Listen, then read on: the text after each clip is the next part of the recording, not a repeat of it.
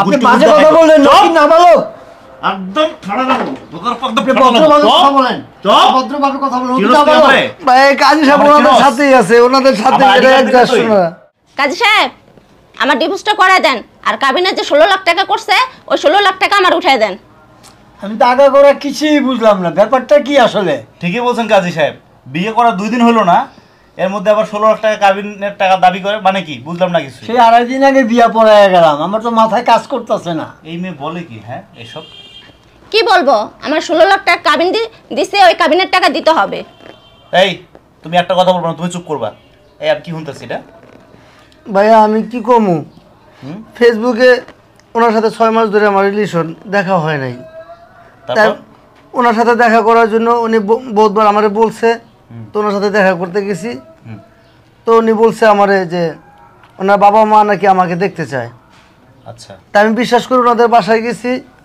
উনি ওনাদের বাসায় যাওয়ার পরে রুম আটকে দিয়ে পোলা পাইন দিয়ে আমারে আইনা জোর করে অনেক ভয়ভীতি দেখাইছে আমারে অনেক ধরনের বাজে ছবি টবি তুইলা মিথ্যে কথা বলতেছিস সব তোর কথা পরে শুনুম আমার বাইর লোক কথা কইতেছি আমি ক ভয়ভীতি দেখায়া ওই পোলা পাইন দিয়া আমারে প্রথমে আমার কাছে 10 লাখ টাকা চাইছে পোলা পাইন দিয়া কিন্তু আমি টাকা কই পামু আমার বাপে বড় লোক আমি তো বেকার আমি তো কোনো কাজ কাম করি না তারপরে ওরা টাকা না পাইয়া ওর সাথে আমার বিয়ে পড়াই দিছে তা কাজী সাহেবের সাথে কথা হয়েছিল 25,000 টাকা দেনমোহর দিবে ওরা জোর করে 16 লাখ টাকা দেনমোহর দিছে তারপরে আমারে এরকম জোর করে ওর বাসাতে একদিন থাকার পরে আমার খুব অত্যাচার করছে অনেক অত্যাচার করছে মানে কি বলবো আমি বুঝাইতে পারতেছি না সব মিথ্যে কথা বলতেছে সব মিথ্যে কথা না এরকম মিথ্যে কথা বলে দেখি তো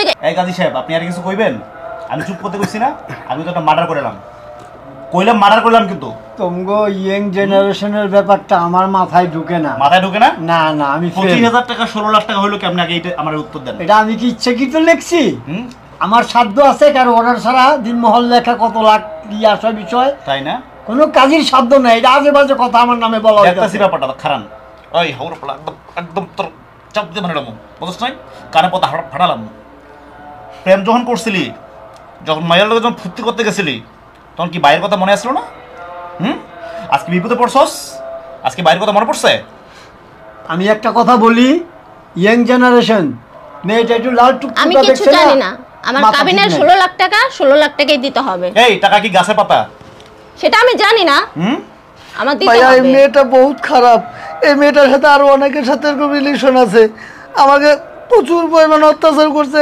রাত্রেবেলা অনেক ছেলেদের সাথে এরকম করছে সবগুলো মানে আমি এগুলো বলতে পারবো না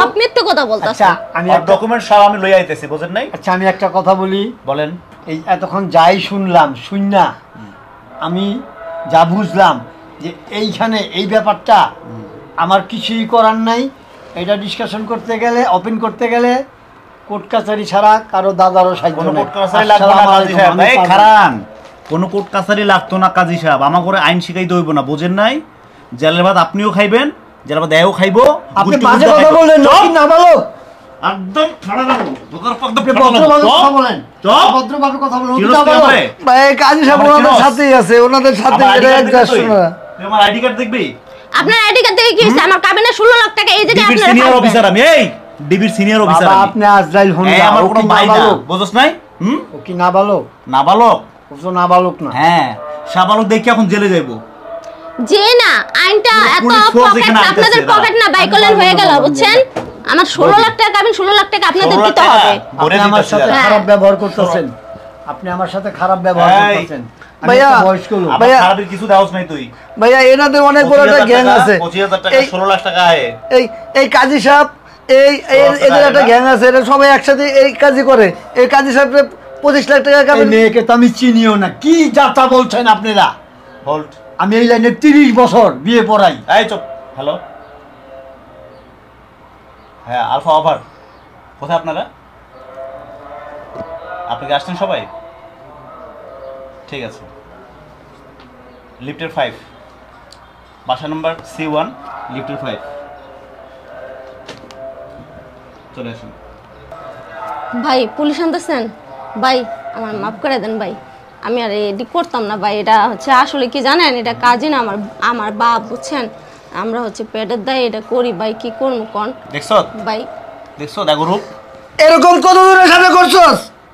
আমার লাইফটা নষ্ট করে দিছস তোরা। আমি কি ভুল করছিলাম? কেন আমার সাথে এরকম করলি? আমার ফ্যামিলিদের কাছে তুই আমার ছোট বানাই দিছস। কেন আমার সাথে এরকম করছস?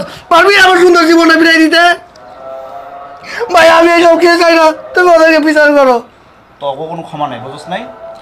জেলের ভিতরে হান্দাই দিমু, 16 বছর জেল খাটবি, খাটুনের পর নিজেকে ভুল যদি শুধরাইতে পারস শুধরাবি।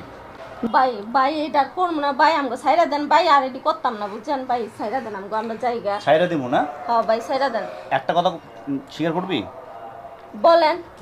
এখন পর্যন্ত কতগুলো পোলার লগে তোরা এই কাজ করছস? করছি ভাই, হচ্ছে পেটের দায় কি করবো ভাই, চাকরি বাকরি পাই নাই তো এই কারণে। এইটাই তো অপেক্ষা না? এই চাকরি বাকরি না থাকলে সৎ কোনো কাজ নাই। গায়ে গতরে খাইতে কাম করন যায় না, সদ উপায়ে কামাই রোজগার করা যায় না।